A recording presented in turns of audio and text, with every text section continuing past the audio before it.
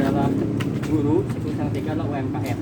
Nah, UMKM ini saya tunjuk Mas itu sebagai tujuan saya untuk mewawancara bagaimana dalam Mas berdagang. Oke, perkenalkan nama Mas siapa? Nama saya Yadi. Mas Yadi. Asal asli dari Jawa. Asli dari Jawa. Di sini merantau di Serang, tepatnya Dusun Serang, Desa Mekarjaya, Kecamatan Purwasari. Iya. Di sini saya udah lebih dari tahun 2015. Biasa dari kampung merantau. Oh iya. Nah, kemudian Mas sama istri sama anak berarti ya? Iya, saya sama istri, anak udah alhamdulillah kasih 2. Alhamdulillah. Terus saya di sini berjualan, dagang lah. Ya, dagang bakso kuah. Terus langsung aja ke topik pembahasan tentang ini namanya bakso cilok atau gimana Mas? Bakso colok. Bakso colok, oh kuah. baslok ya bukan? Iya. Iya, bakso kuah berarti ya. Kuah, bukan cilok. Jadi untuk bahannya itu sendiri apa aja Mas? Kira-kira? Sama ya aci sama ayam. Aci sama ayam berarti apa namanya? Isinya ya atau gimana? Iya, daging. Dagingnya ya? Iya. Ya itu udah don itu aja. Oh, jadi Untuk aci, daging, kemudian ada bahan lain nggak? nggak ada. Nggak ada. Sementara ini aci, daging sama daging sapi sama ayam. Oh. Kuahnya. Terus kemudian untuk pembuatannya itu sendiri, cara pengolahannya biasa Mas tuh pengolahannya jam berapa gitu? Kalau pengolahannya saya bangun dini hari jam 2 tuh masak adonan giling udah pulang saya cetak bagian kalau masalah bubuk pasar kan banyak tinggal mau pengen bikin bakso ntar kan di situ ada bumbu bakso bumbu apa aja. Oh berarti jam 2 pagi itu bangun dan ke pasar, ya. Pulang sampai jam 3 baru saya ngadon cetak selesai berangkat jam 8 keluar dagang. Oh berarti semua bakso ini, bakso colok ini Mas sendiri yang bikin ya, Alhamdulillah, ya. bukan dari orang lain ya. Bukan. Jadi untuk pengolahan itu sendiri, apakah ada teknik khusus menggunakan cetakan atau langsung pakai tangan? Nggak ada, sementara ini masih manual. Masih manual ya. Jadi kebanyakan bakso juga kayak gitu kan? Banyak manual dan dan lebih sedap. iya. Berarti untuk bumbunya itu sendiri apa aja Mas? Ciri khasnya untuk bakso itu? Ya penyedap rasa, garam udah gitu. Udah itu doang ya. Bawang, ya daun jadi satu, baru cetak. Terus kemudian untuk satu hari itu Mas menghabiskan berapa kilo aci, terus berapa kilo daging untuk setiap harinya atau mungkin apa namanya ada di rumah untuk persediaan atau gimana? Ya kalau untuk sementara ini saya paling stok 4 sampai 5 kilo per hari. Per 2 hari berarti dari bawah itu setengah kadang 3 kilo saya bawa, sisanya buat besok lagi. Jadi untuk persediaan di gerobak itu sendiri kira-kira berapa kilo? Berapa ini? Kalau kilo itu bisa nyampe 300 biji per hari. Kalau 2 hari paling separuh buat besok, separuh buat bulan. Itu yang buat besok paling masukin freezer Oh ya, dibekuin ya. biar rasa dan aroma masih. Terus kemudian kalau misalkan ini kan apa namanya ada persediaan nih, kira-kira kalau cilok itu bertahan berapa lama Mas biasanya? Oh, kalau mainan bakso cilok itu sehari juga udah berubah Pak kalau nggak masuk game freezer mah berarti harus jual cepet Jual cepat ya. Maksudnya kalau misalkan mau awet nih ditaruh di freezer itu bertahan berapa lama? kalau di freezer paling seminggu Paling lama itu. ya bisa nyampe sebulan deh kalau udah jadi es mah bisa paling saya kepake buat besoknya doang tapi masih segar Iya. aroma masih ada.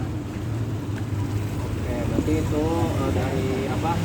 Dari pengolahan, kemudian dari persediaan juga. Terus kira-kira untuk offset itu lumayan atau gimana mas? Kalau untuk masa pandemi kayak gini, Ya, alhamdulillah ada pala buat makanan makan ada ya. nah kalau masa pandemi terakhir mah ya Allah lah ada lebih Biasanya sebelum pandemi itu, terus sekarang pandemi itu turunnya berapa persen mas kira-kira? paruhnya mah Paruhnya ya. Karena mungkin kan anak sekolah juga sekarang udah pada ini ya jarang di sekolah gitu kan, apalagi sekarang ya kebanyakan dari kemungkinan yang jajan mungkin yang lewat-lewat aja ya. masa pandemi ini mah makanan aja udah alhamdulillah lebih Iya ya. bisa buat makan insya Allah lah kalau udah saya mah bisa Terus untuk dagangnya itu sendiri mas biasanya di daerah mana aja? paling keliling kampung aja pak kita buka jaya gitu mangkal tempat sekolahan mau jalan doang sekitar kampung Jadi enggak sampai ke kampung tetangga misalkan gitu.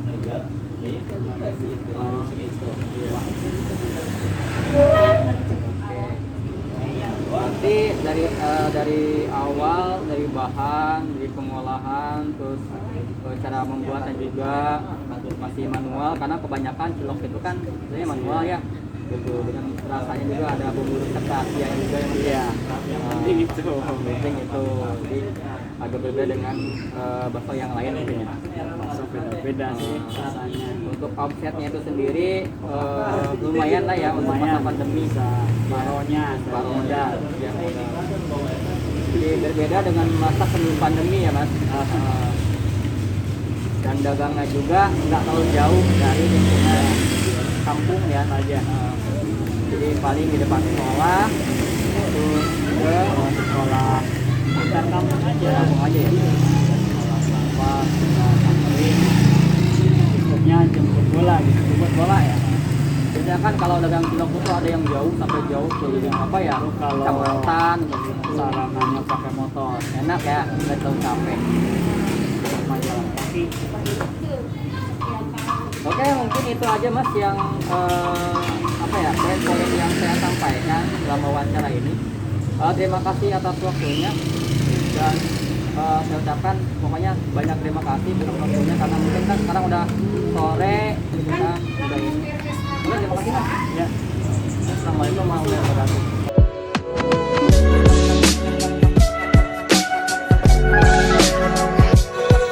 Assalamualaikum warahmatullahi wabarakatuh. Saya Njang Kusnedi dari mahasiswa IKIP Siliwangi, ingin mewawancara Bapak dalam tugas KKN saya, yaitu kuliah kerja nyata mandiri 2021, yaitu dalam lingkup lingkungan sendiri, jadi tidak jauh-jauh, yaitu tentang UMKM. Nah, perkenalkan nama Bapak siapa? Pak Opang Ansori. Opang Ansori. Bapak tinggal di sini udah berapa lama? 4 tahun. 4 tahun ya. Asli dari mana Pak? Ciamis. Ciamis. Nah sekarang Bapak dagangnya dagang apa? Kerupuk. Kerupuk. Kerupuk apa namanya? Ya kerupuk pak lah. Kerupuk pak. Pak sendiri. Terus dari bahan-bahan itu sendiri bahan apa Pak yang digunakan? Ya. Bahannya banyak sih, banyak mentah udah ada udah tersedia di toko-toko pasaran. Tinggal goreng aja ya Pak ya? Tinggal goreng. Hmm. Nah tinggal kita ngeracik bumbu. Racik bumbu. Nah, Apakah ada bumbu rahasia yang ini apa bumbu yang biasa aja yang ada di biasa tinggal kita ngeraciknya gitu. raciknya aja? Nah, yang berbeda sama itu. Hmm. Nah, kalau bumbunya banyak di pasaran lah. Di pasaran. Tinggal ngeracik. Itu berarti dari bumbu cara gorengnya aja langsung goreng ke minyak atau seperti apa? Ya, di open dulu, Hmm. digarang, dijemur, di Hmm. open. Hmm. Udah kering ya digoreng. Digoreng. Digoreng, udah diangkat, udah agak dinginan dikit, langsung diracik pakai bumbu. Racik pakai bumbu. Langsung setelah diracik dibungkus gitu Pak ya? Masukin karung dulu Karung dulu. sampai dingin. Hmm. Ditaruh sampai dingin, udah dingin. Nah, bisa dikemas. Kemas. Kemudian apa si kerupuknya ini dipasarkan di mana aja Pak? Nah, sekitar wilayah Karawang.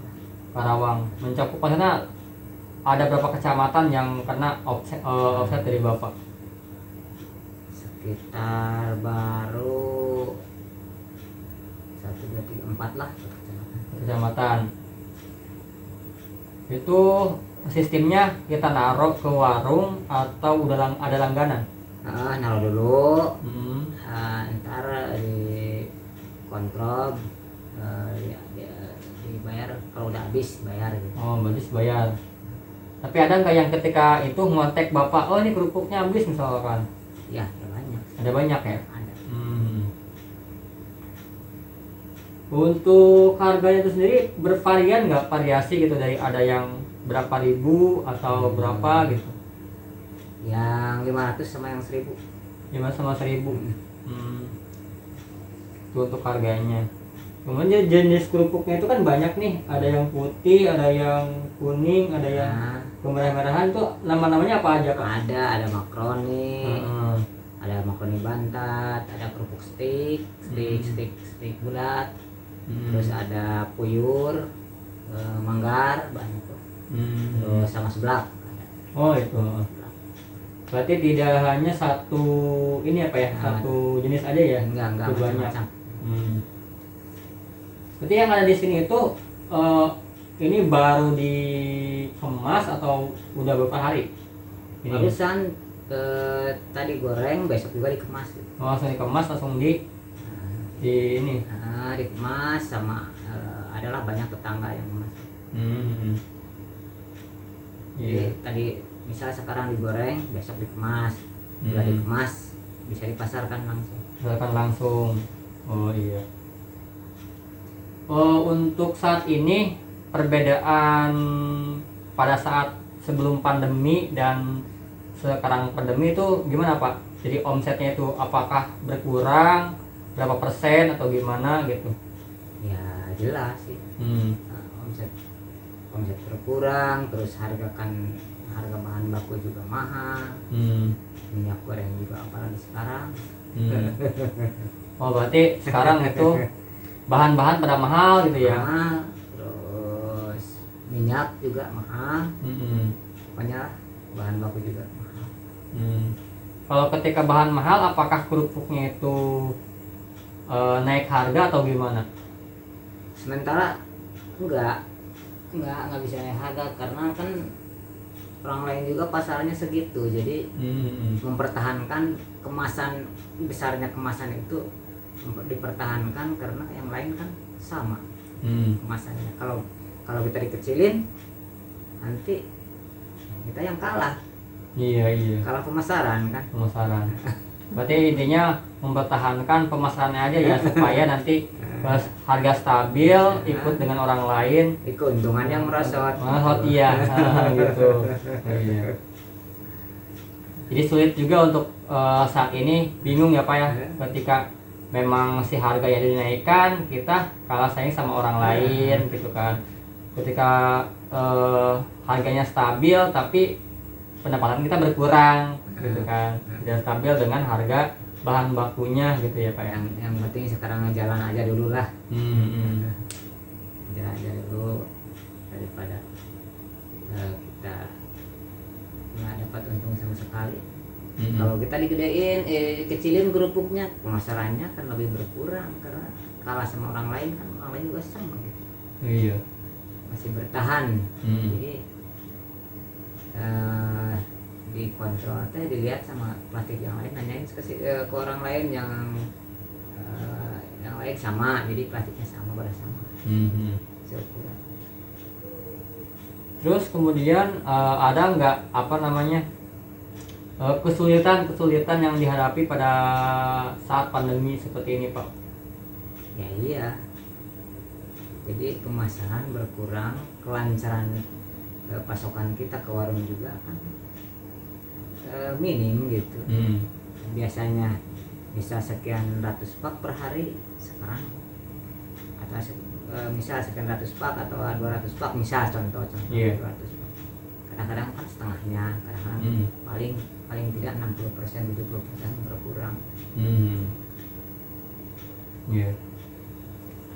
Jadi banyak kesulitan juga ya istilahnya untuk masa pandemi saat ini, karena untuk UMKM menengah ya, mikro gitu, jadi harusnya ada bantuan dari pemerintah mungkin ya Pak ya untuk perkembangan usaha mikro ini gitu kan. Pedagang-pedagang usaha mikro. Oke, itu saja Pak yang wawancara untuk kali ini. Terima kasih juga untuk waktunya. Saya ucapkan sekali lagi terima kasih, terima kasih atas waktunya. Untuk kesempatan hari ini Bapak meluangkan waktu untuk wawancara saya dalam tugas KKN ini, yang alhamdulillah nanti kedepannya Bapak bisa lebih lebih maju dalam usahanya gitu, dan omsetnya juga bisa 2 kali lipat, 3 kali lipat dari sebelumnya. Dan yang paling penting adalah semoga corona tahun ini cepat berlalu, seperti normal lagi, kita dagang normal lagi, kita aktivitas, apalagi aktivitas apa aja kita bisa normal lagi, tidak seperti sekarang PKKM tuh levelnya turun tapi masih diperpanjang. Oke Pak, terima kasih Pak. Assalamualaikum.